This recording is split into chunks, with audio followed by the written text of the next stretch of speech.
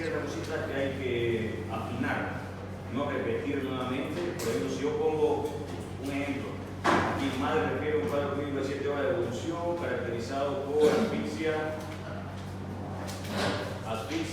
además de mesis, además, se escucha muy feo, ¿no? Entonces yo voy a poner además, presentó, también se acompañó, así, ¿ya? O directamente acompañado de. No pueden enviar esa historia al grupo, porque por ejemplo, ¿qué pasa? Ya le envié una historia que yo. Ya está. No esta, pero otra mejor. ¿De esta manera es así o no?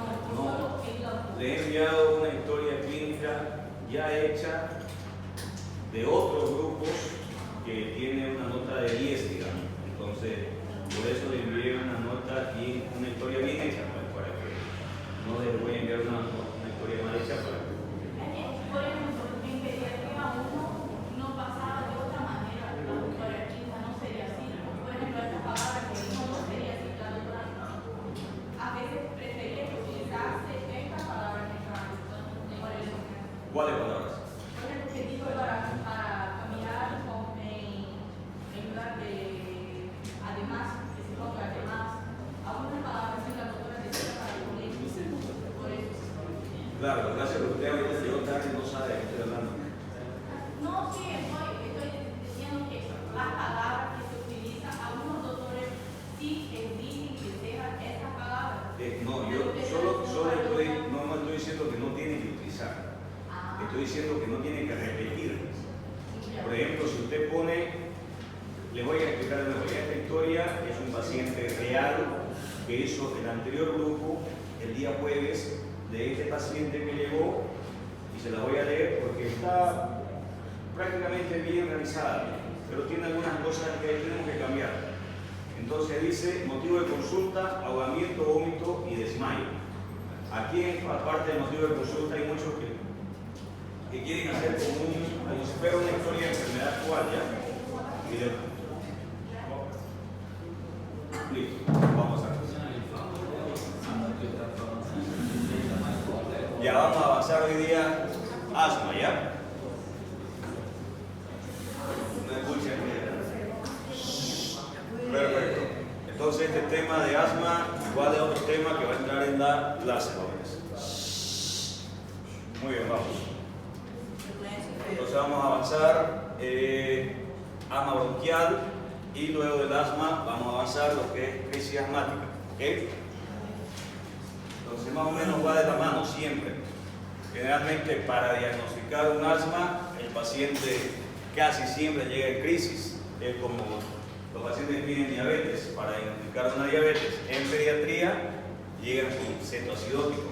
Entonces no, por eso hay que manejar las dos cosas, saber cómo se maneja la crisis porque es lo que lo va a matar al paciente, y saber cómo se maneja también el asma no en crisis porque es lo que va a evitar que llegue a una complicación.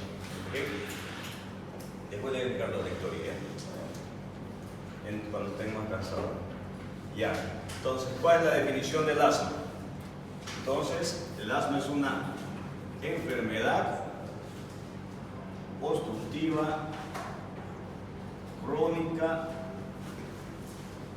reversible. Algo así. Ya, entonces, enfermedad obstructiva crónica reversible. Ya, no soy no irreversible. Irreversible sería un EPOC, por ejemplo, ¿no es? Es más en los adultos. Fisiopatológicamente, ¿qué sucede? Como generalmente es una enfermedad atópica, hay como una descarga inflamatoria, donde va a haber una actuación de linfocitos,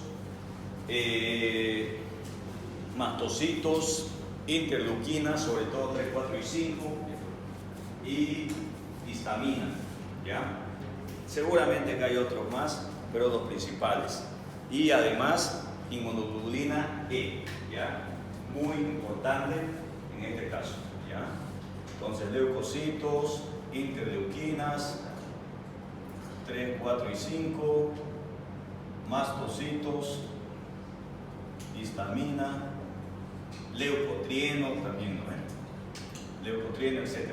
¿Qué es lo principal que yo tengo que saber aquí? ¿Qué es lo que estos van a producir a nivel de mi anatomía bronquial? Va a producir edema, va a producir secreción y va a producir broncoconstricción. Como le dije en la anterior clase, si hay esto y esto, ¿qué sería? Si hay solamente edema y secreción, ¿de qué estoy hablando? Bronquiolitis, ¿no es? Y si ya a eso se le aumenta la broncoconstricción, ahí hablo de un cuadro asmático o atópico. Perfecto. Clínicamente, ¿qué va a haber? ¿Qué va a tener este paciente?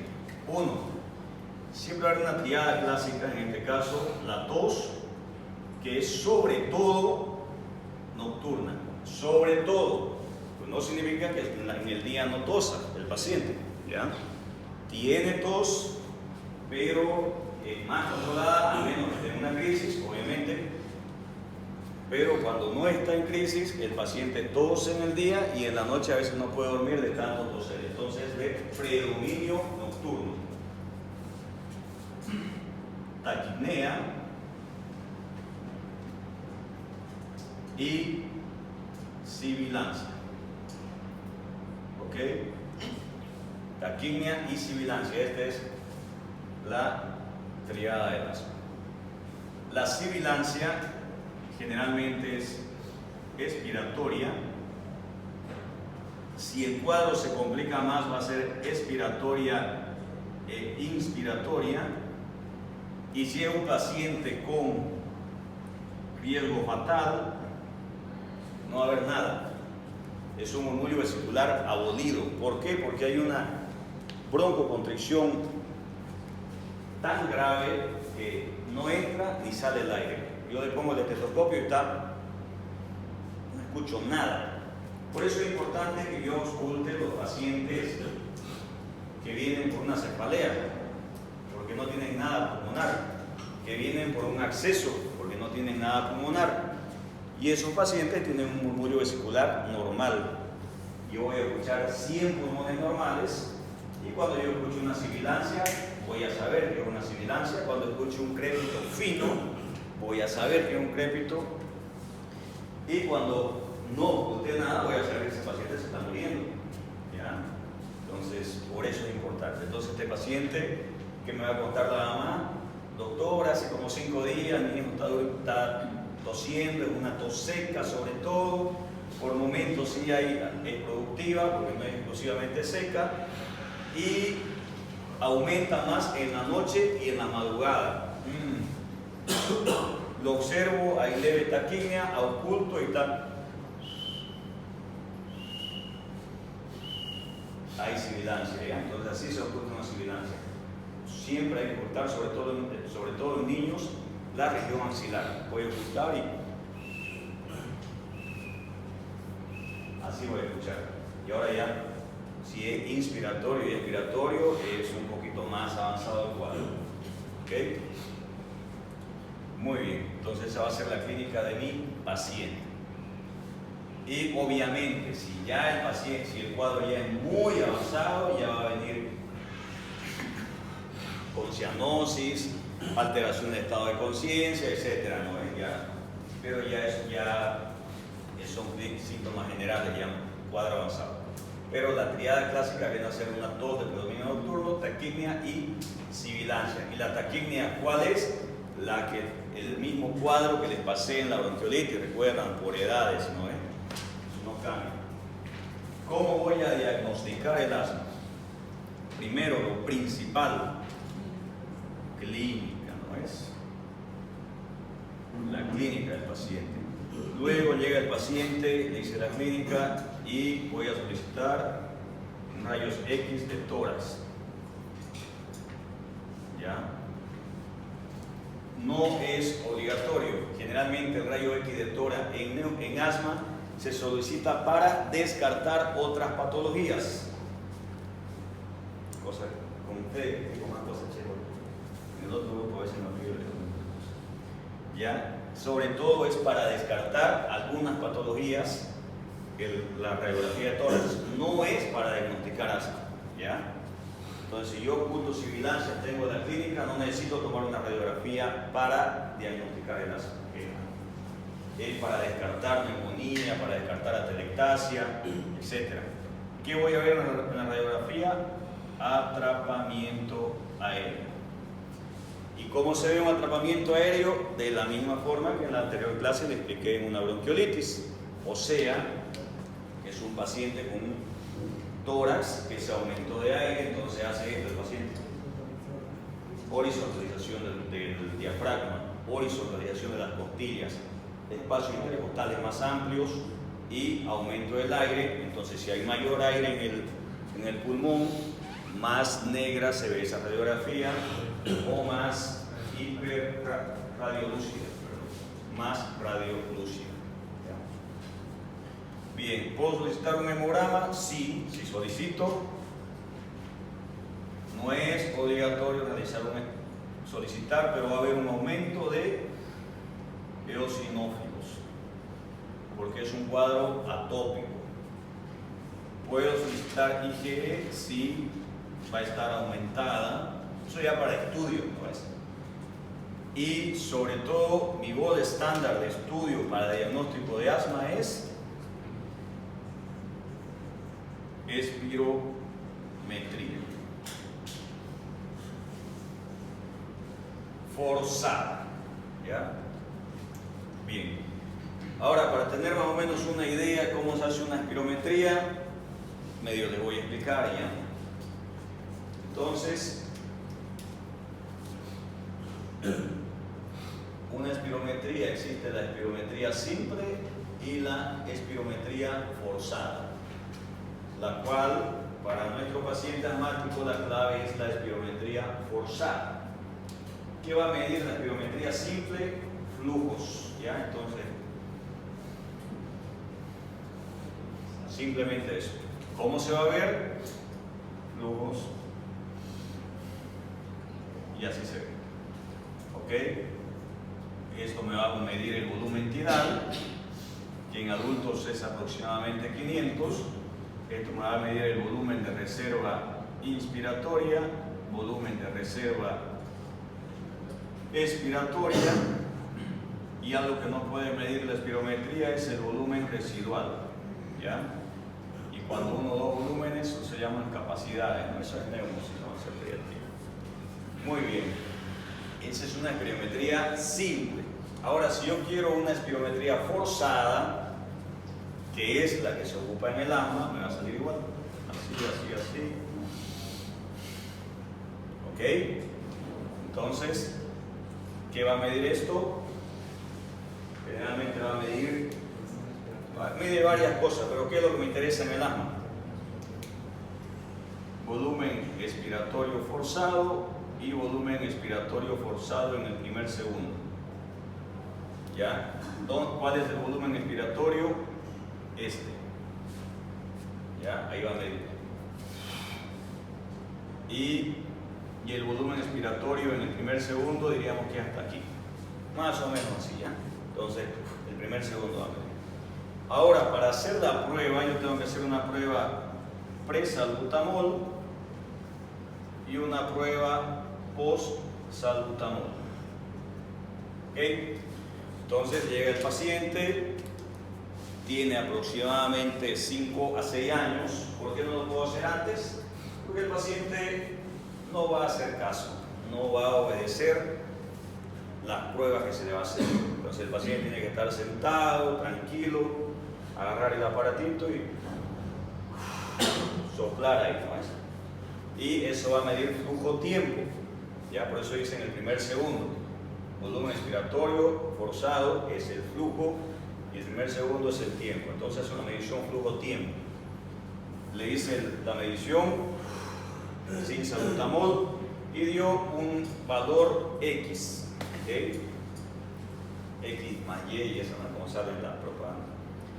Perfecto, da un valor X y luego hacemos salbutamol, 1 o 2 PAF, digamos, y se supone que el salbutamol es un broncodilatador, ¿no ves? Entonces le hago 1, 2 y y el salbutamol va a broncodilatar. Y ahora expira, y si esa expiración o el valor en la espirometría da más de 12%, ese paciente tiene asma, ¿ya? Entonces la clave es el 12%, ¿no es? Si es más de 12% en la espirometría, se le diagnostica como paciente asmático.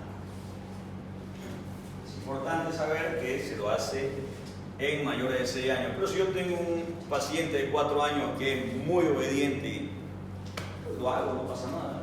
No es que no lo pueda hacer. Si el niño de 3 años también le pudiera hacer, le hago. Pero es poco probable que no es que obedezca las órdenes para poder hacerle la prueba. ¿Comprendieron o no? ¿Alguien no comprendió? A todos digo que podría ser productiva o seca. Generalmente es seca, pero puede ser productiva, o sea, no es ley, no es regla que sea productiva. O no productiva si uno quiere seca.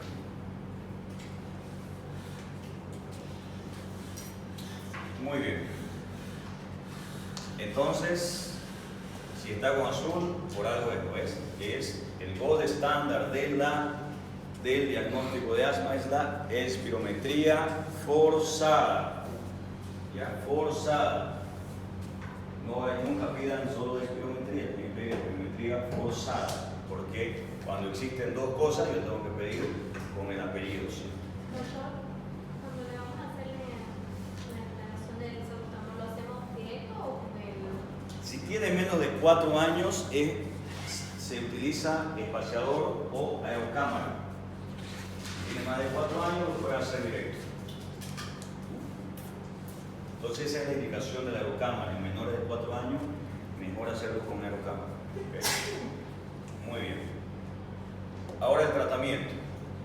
Vamos a poner toda la lista del tratamiento que utilizamos, ¿ya? De los diferentes medicamentos que podemos utilizar. 1,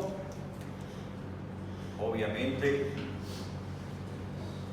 oxígeno en caso necesario. 2, salbutamol, que es un beta agonista de acción corta.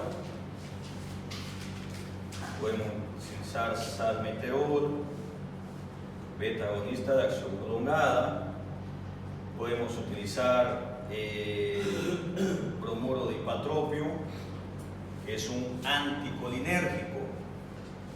Podemos utilizar corticoides.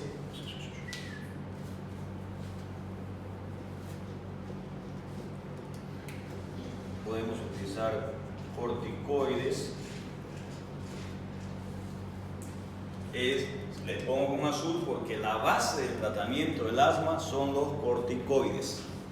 ¿Ok? No estoy hablando de la crisis, estoy hablando ahorita de asma en general. ¿Ya?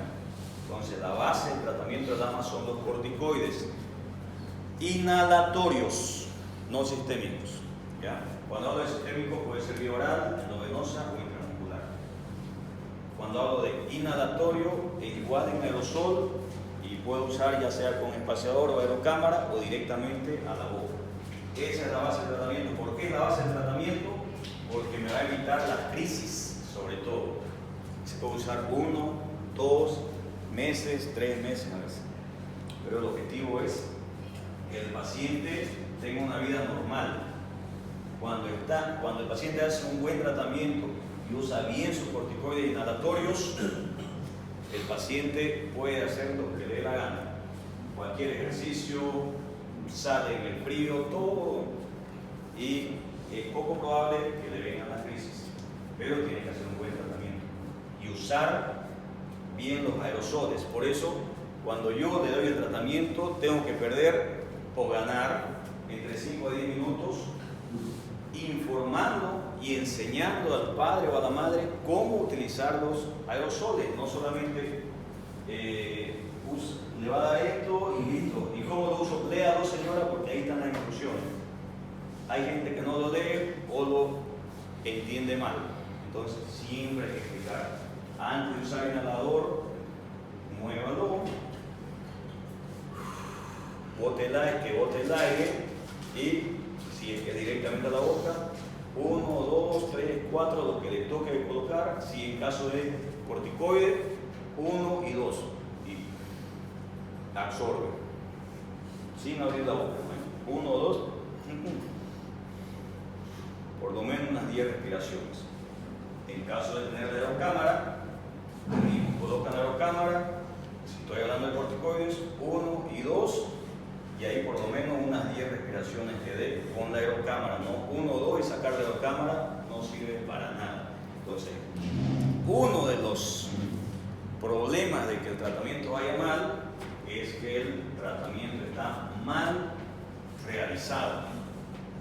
Por eso, cuando mire, doctor, no mejora, a ver, ¿cómo le está haciendo? La primera pregunta que uno tiene que hacer es ¿cómo está realizando el tratamiento? ¿Okay? Entonces es importante eso. Por eso le digo, a veces hay que perder o ganar minutos explicando cómo va a ser. El paciente no va a volver otra vez en un buen tiempo. Muy bien. Corticoides, luego puedo utilizar sulfato de magnesio y eso sobre todo. ¿Ok? Muy bien. Ok, perfecto. Y ahora hasta ahí sería el tema de simplemente asma. Y siempre, de todas maneras, yo tengo que utilizar, ya saben, se utilizan tablas de score para ver si el paciente, si la enfermedad del paciente es leve, moderada o grave. En este caso, hay muchas tablas, por si acaso, pero la que usa la GINA es como un grupo internacional de manejo de asma, que es el que más se utiliza, y hay un montón de grupos, pero el que más se utiliza es el de la GINA. ¿Ya? Ustedes van a escuchar igual cuando escuchen sus tutoriales para revalida, igual siempre manejan el de la GINA o GEMA en caso de ser España. ¿Ya? Entonces, ¿qué maneja la GINA? Maneja lo que se llama pulmonare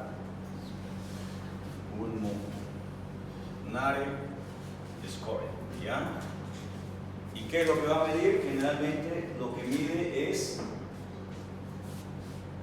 frecuencia respiratoria, sibilancias y el uso del músculo esternocleidomastoideo. ¿Ya? Entonces esos tres parámetros toman frecuencia respiratoria, sibilancias y uso de esternocleidomastoideo.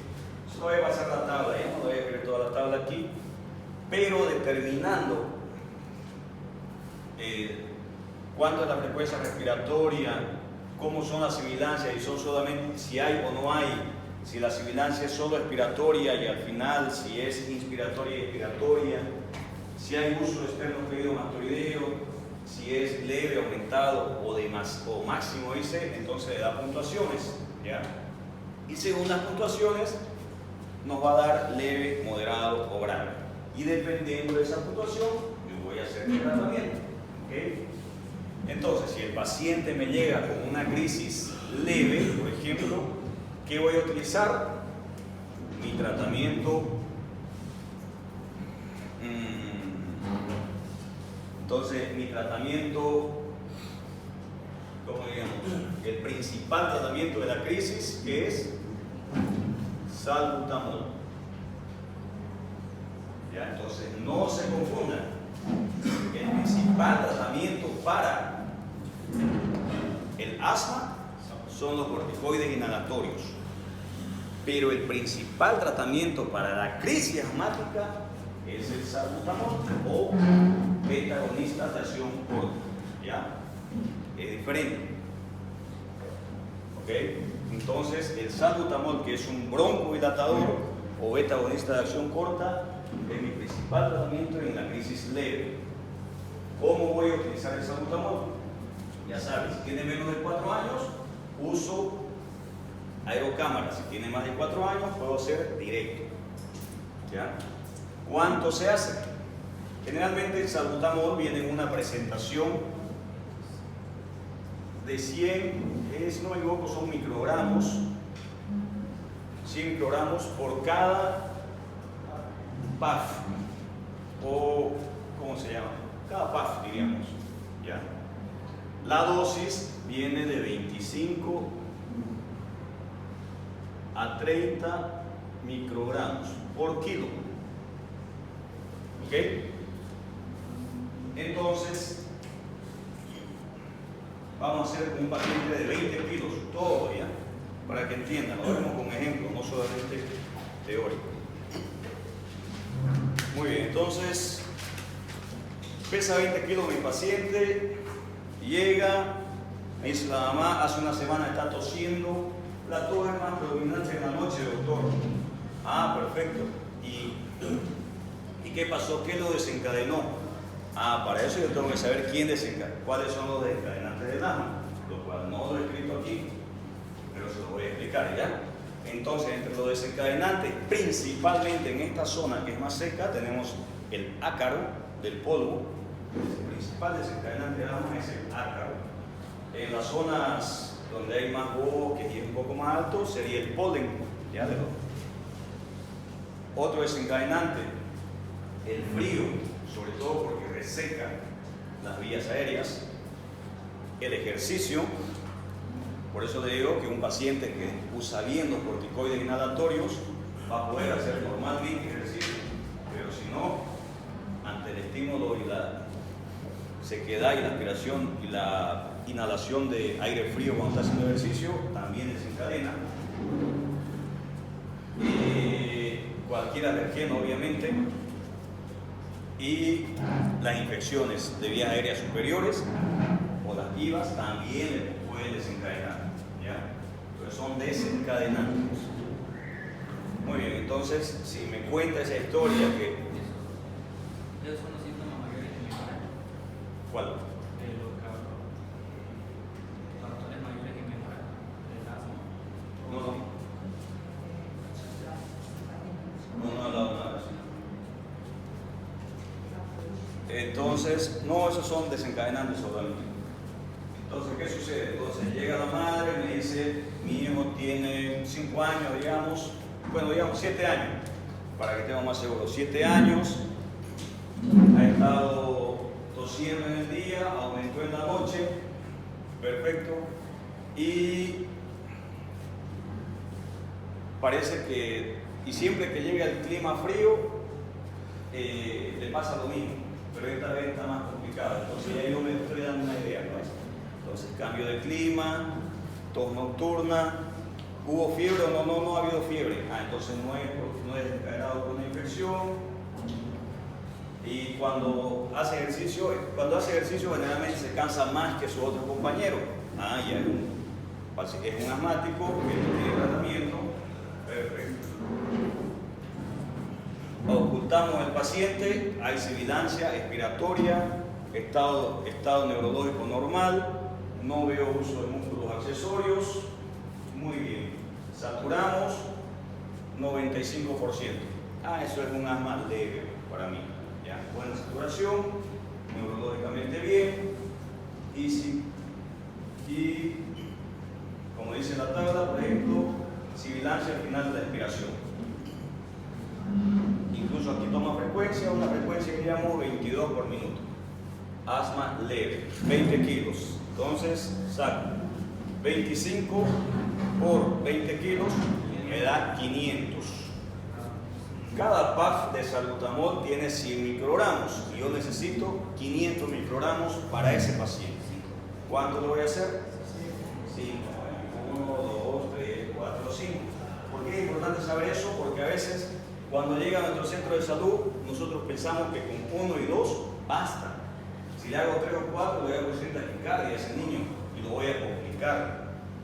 No, por eso tenemos que saber la dosis. A veces hacemos 1 y 2, no mejora y lo mandamos al segundo o tercer nivel porque no le hicimos prácticamente nada. ¿Ya?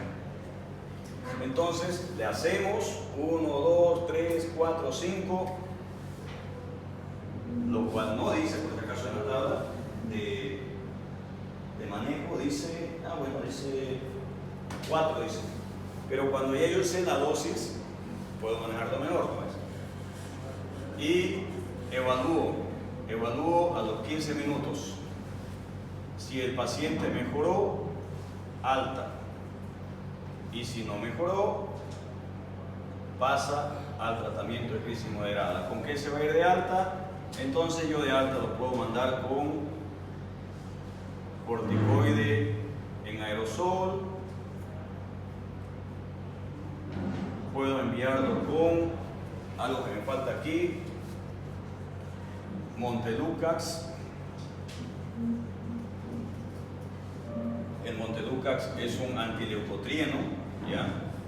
Y eso podemos dar, se da solamente en las noches, son tabletitas, son de buen sabor, no necesita tomarla con agua, es como una pastilla y esa cada noche la consumen, ¿ya? ¿Cómo se llama? Montelukast, son antileucotrienos y podemos enviarlo con salbutamol, sí, que como en este momento está con la crisis, para evitar que le dé más crisis, podemos darle hasta unos 5 días, ya sea los 5 PAF cada 6 horas, cada 8 horas, viendo cómo está el paciente. Y controle 24 o 48 horas, dependiendo cómo vaya y siempre con recomendaciones. Listo, pero este paciente no mejoró. Entonces pasa al tratamiento de crisis moderada, donde en el tratamiento de crisis moderada esta dosis aumenta a 40 microgramos por kilo. ¿Ok? O sea, va a recibir más PAF, ¿ya? Obviamente que si llegó directo con la moderada, no voy a empezar con 25, directo con 40. ¿Ok? O, en este caso, puedo hacer nebulización con salbutamol. ¿Ya? Y podría que aumentar bromuro de hipatropio. ¿Ya? Podría, ¿por qué? Porque a veces se hace una terapia de solo hacer una nebulización con salbutamol y si no mejora, puedo ya aumentar en la segunda o en la tercera. ¿Ya? En este caso, cuando la crisis es moderada, yo tengo que hacer rescates con salbutamol. ¿Qué significa rescate? Que le hago, por ejemplo, en el mismo paciente, 1, 2, 3, 4, 5 y viene luego de 20 minutos, 1, 2, 3, 4, 5, viene luego de 20 minutos, 1, 2, 3, 4, 5. Son rescates cada 20 minutos. En el protocolo o en el flujograma dice 3 dosis. En la práctica, 3 dosis equivale a 1 hora, ¿no? En la práctica a veces hacemos hasta 2 horas. Si vemos que está mejorando y todavía hay levemente sibilancia, a veces hacemos hasta 2 horas para mandarlo a la casa. ¿Por qué? Porque es mejor tenerlo 1 hora más bajo observación que internarlo y que se nos agarre una infección en el hospital. ¿Ya? Pero la guía dice 3 dosis, entonces sería 1 hora. O también podemos, en caso de que no tengamos salbutamol, o prefiramos, o nosotros prefiéramos hacerle nebulizaciones, le hacemos nebulización con salbutamol más hipatropio. Entonces, no las dos cosas, ¿ya? O una o la otra. ¿Ok? Y lo mismo sería en rescates, cada 20 minutos. La nebulización se hace por 10 a 15 minutos. Es algo importante que tienen que saber porque siempre la pregunta es padre, madre o tutor. Doctor, ¿cuánto tiempo tiene que estar ahí el nebulizador? Y uno le dice a veces hasta que no haya vapor. Y si en media hora todavía sigue el vapor, y va a estar ahí, ¿no? Entonces, de 10 a 15 minutos basta. ¿Ya? Para eso, la dilución siempre se tiene que diluir los medicamentos. El salbutamol es un medicamento, el hipatropio es un medicamento y yo lo tengo que diluir con una solución que es la solución fisiológica. y yo lo voy a diluir con 3 o 4 ml. ¿Okay?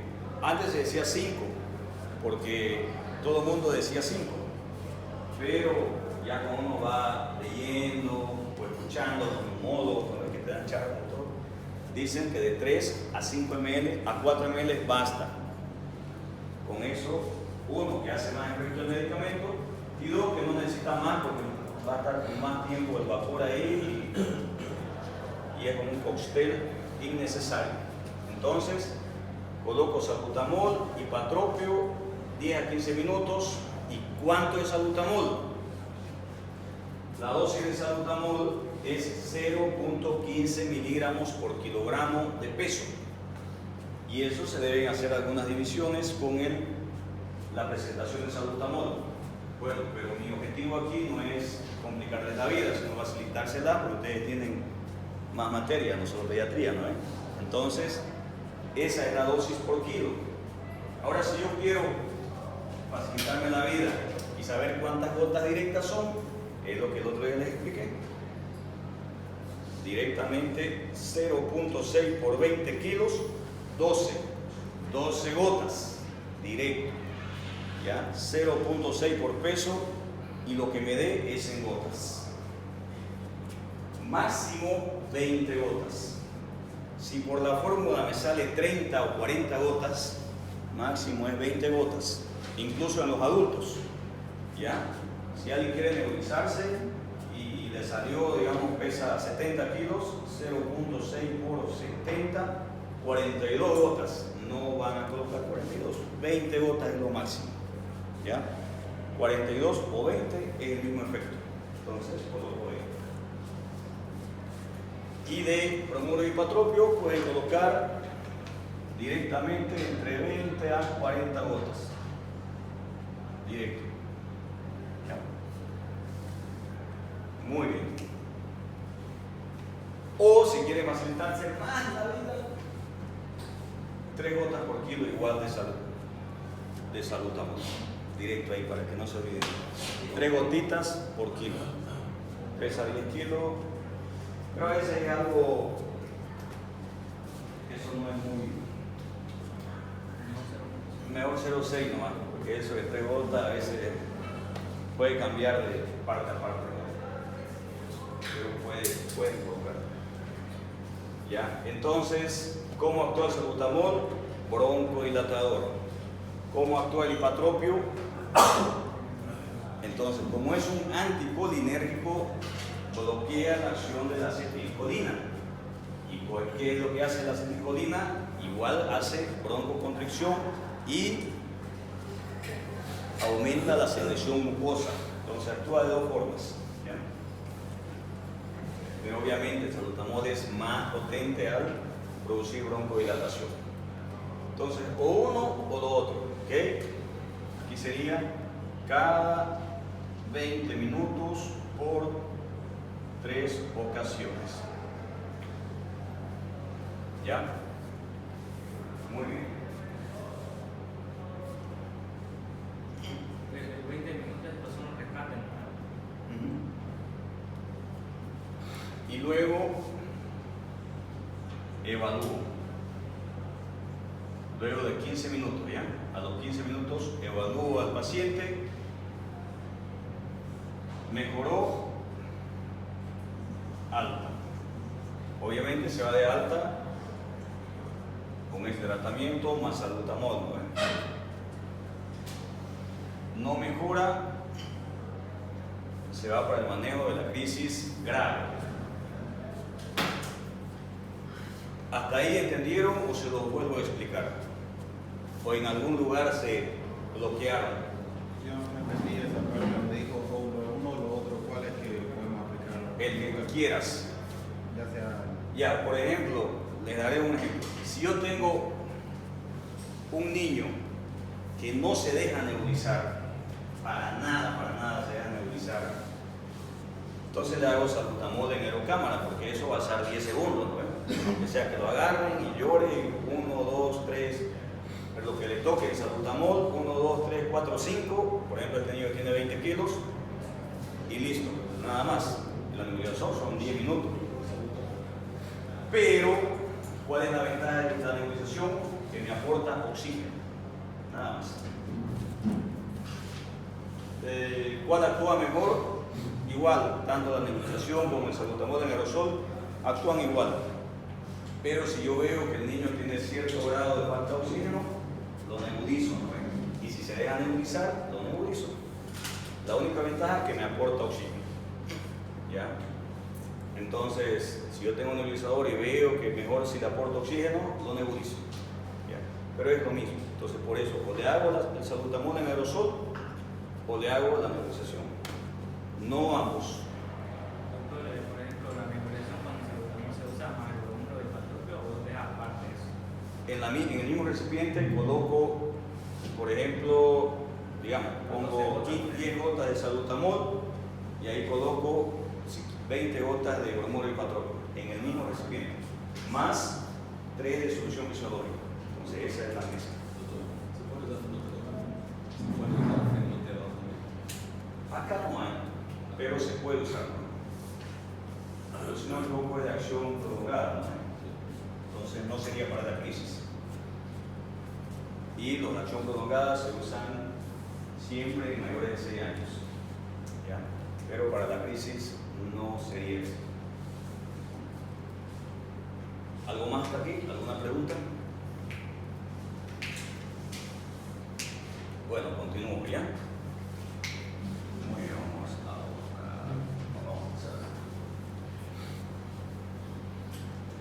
bien, entonces, si no mejoró, el paciente pasa al tratamiento de grave. Entonces, el grave significa que es un paciente que le falta oxígeno, saturación menos de 90%. Entonces, menos de 90% de saturación. Entonces, necesita oxígeno. ¿No ves? 1. 2.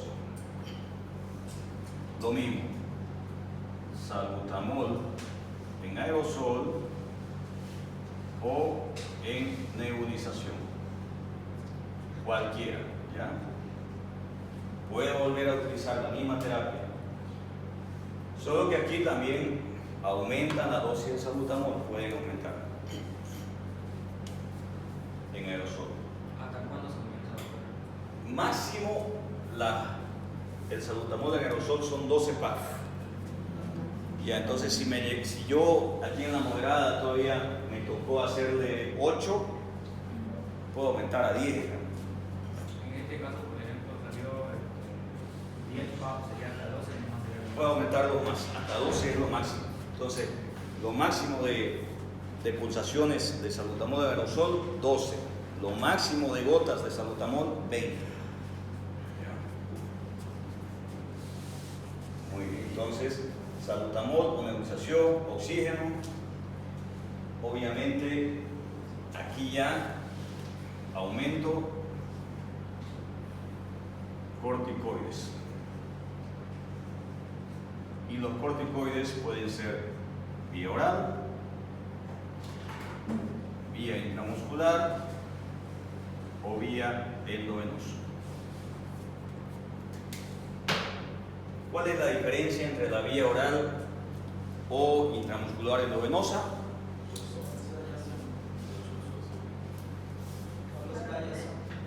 Nada más que la velocidad de acción, 5 a 10 minutos, nada más. Luego la acción es la misma.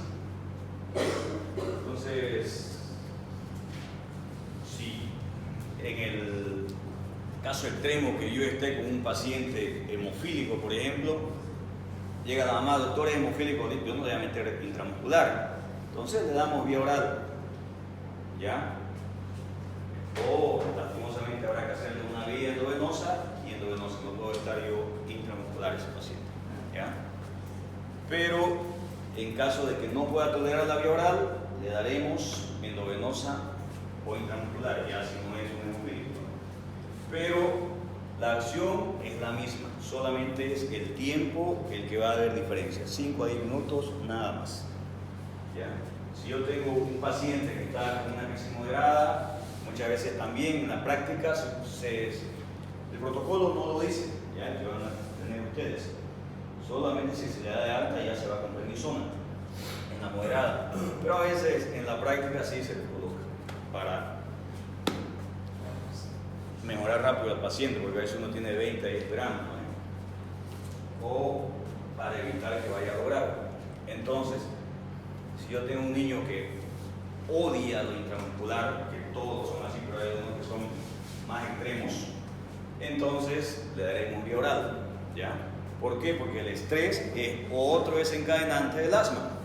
También pueden notar ahí el estrés, ¿ya? Pero cuando yo te pida 6 causas desencadenantes, entonces el estrés también desencadena el asma. Entonces, ¿qué puedo dar vía oral? Si voy a dar vía oral, puedo dar prednisona. Y la dosis es de 0.5 a 1 miligramo por kilogramo. ¿Ya? Día sería. Porque a veces puedo dar de 2 veces al día. Si voy a dar endovenosa o intramuscular, puedo dar hidrocortisona. Como estamos hablando de un paciente grave, lo más seguro es que sea endovenoso, ¿ya? Porque seguro que le vamos a poner una vía, le vamos a poner líquido endovenoso, no le voy a poner fisiológico porque no es un paciente que llegó deshidratado, es un paciente que necesita mantenimiento en él, ¿no? Entonces directamente paso a Letrosa, ¿ya? Y directo con Holliday Segar, no necesito hacer una fase, 2 fases, en 3 fases, porque no es un deshidratado, es un paciente que le voy a poner suero de mantenimiento porque seguramente voy a estar unas horas sin alimentar y voy a necesitar ponerle medicación endovenosa. Entonces puedo poner o hidrocortisona o metilprednisolona. ¿Ok? Si coloco hidrocortisona, puedo poner una dosis stack a 10 miligramos por kilogramo. Esa es una sola dosis. Llega el paciente, 10 por 20 kilos, 200, listo. Una primera dosis, nada más. Y luego, mantenimiento a 10 miligramos por kilogramo día. Entonces, 10 por 20, 200, dividido entre 3, no sé cuánto me da. 66, ¿no es? Entonces, no van a poner 66, 65, 70, si quieren, miligramos cada 8 horas o cada 6 horas. Si es cada 6 horas, dividen entre 4. Si es cada 8 horas, dividen entre 3. Así, ¿ya? 10 miligramos por kilo día para mantenimiento. Máximo, ¿cuánto tiempo coloco corticoides? Máximo 7 días, ¿no es? Porque si coloco más tiempo, produzco síndrome de Cushing. Y la metilprednisolona, puedo dar una dosis stack a 2 miligramos por kilo y luego mantenimiento a 0.5 miligramos por kilo día, que igual puedo dar cada 8 horas, etc. ¿Ya? ¿Vamos bien hasta ahí? ¿O les explico algo? Las dos hidrocortisona y mantenimiento lo mismo. Las dos hidrocortisona. Si querés, aquí podemos poner 10 miligramos por kilo stack. Y de mantenimiento también 10, pero kilo día. Doutor, la dosis de negócio sigue sendo 40? Sigue siendo 40.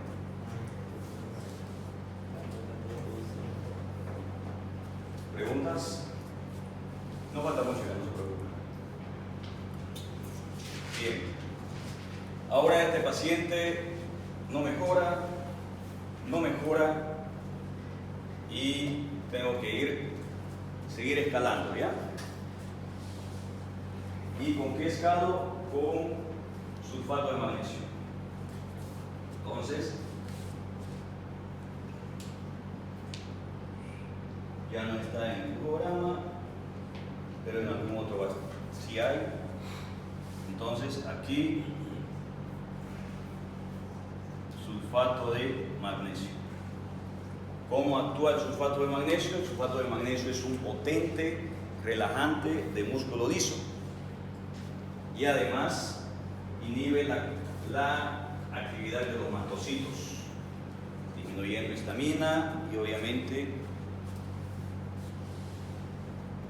el factor atópico que está desencadenando al paciente. Pero sobre todo su acción que quiero es la de relajante del músculo liso, ¿ya? Porque está tan contraído ese músculo liso que necesito que se relaje. Pero no es selectivo bronquial, es sistémico.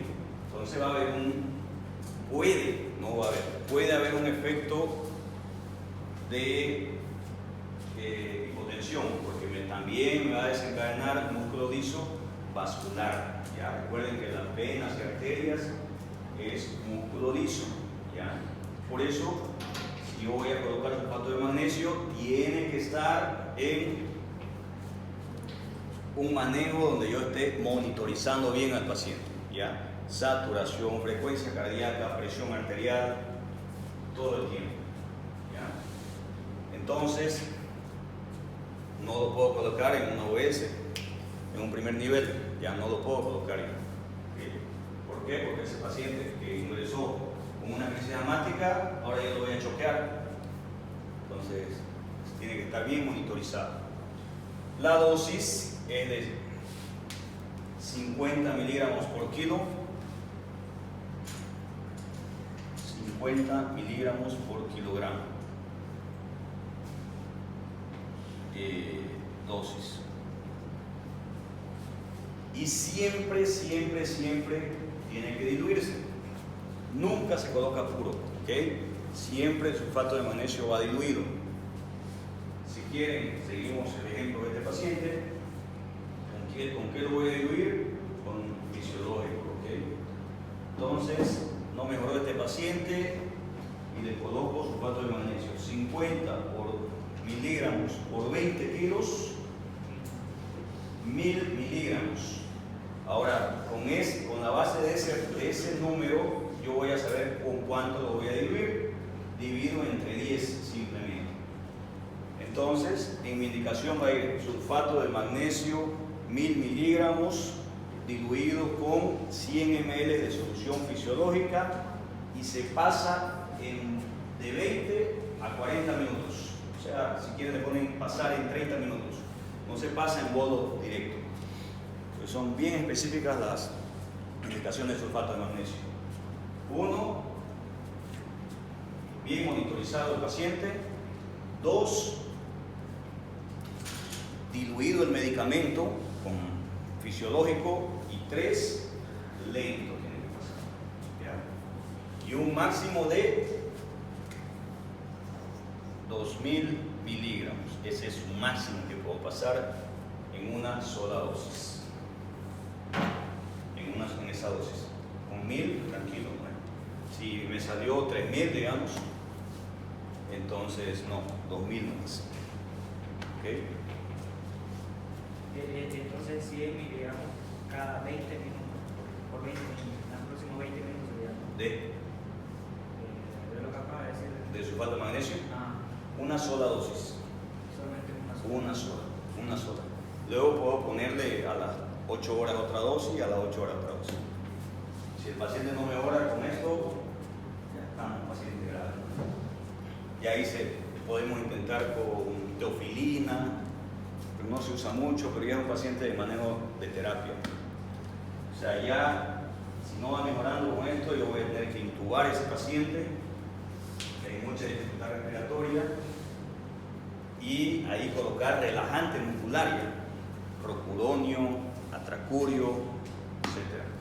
¿Ya? ¿Por qué? Porque incluso la intubada no es la solución. Porque si yo lo voy a intubar, el tubo, ¿dónde está? En la carina, ¿no? En 1 centímetro arriba de la carina, ahí se coloca. ¿Saben cuál es la carina? No es. ¿Quién no sabe? Bien, saben todos, perfecto. Entonces, cuando intuben, ven dónde está la carina, hacen una radiografía y tiene que estar 1 centímetro arriba de la carina. O sea, no llega a los bronquios. ¿No ven? Solamente está en la tráquea. Entonces no me hace ningún efecto que yo lo intube y no mejore el problema anatómico bronquial. ¿Por qué? Porque yo le voy a poner con el ventilador oxígeno y va a chocar con la obstrucción.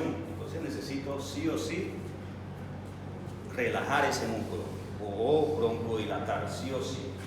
Entonces por eso es complicado manejar a un paciente con asma y ventilado mientras yo no mejore esa broncoconstricción. Entonces sí o sí intubamos y relajamos a ese paciente. Ketamina, siempre pone omidazolado, ketamina, y la ketamina es ideal para pacientes asmáticos. Entonces ponemos infusión continua de ketamina, infusión continua de fentanil, infusión continua de rocuronio o de tracurio, que ustedes quieran para relajar bien ese paciente. Si no, va a ser hipoxia y hasta muerte cerebral, infarto, etc. Pero ese otro paciente ya no es de ustedes. Ustedes ya lo pasaron a terapia. Bien. ¿Alguna pregunta hasta ahí? Doctor, por ejemplo, si el paciente viene, por ejemplo, usted habló sobre los neonatos sibilantes y tienen 9 meses, digamos. Entonces, yo voy a colocarle, digamos.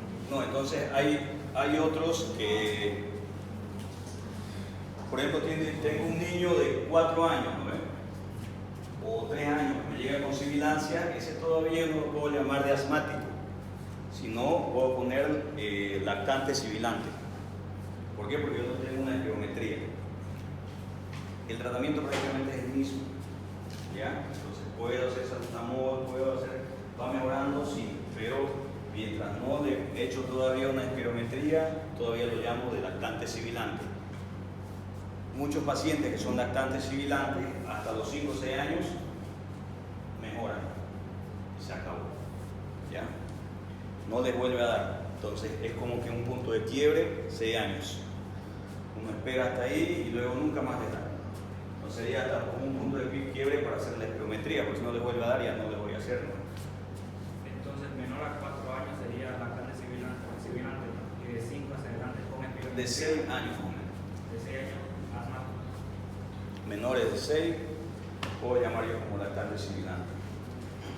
Pero los lactantes sibilantes tienen todo lo mismo. Lo mismo, el problema es que yo no le puedo hacer diagnóstico, ¿no? Y puede mejorar hasta los 6 años.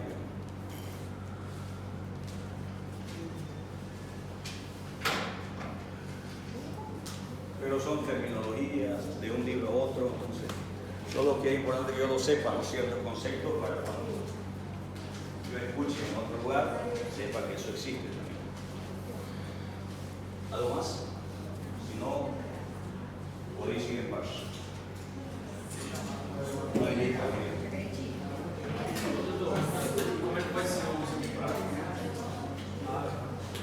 el examen práctico de historia clínica. El día que toca. ¿Cuándo es el examen? Esta semana que viene a la otra.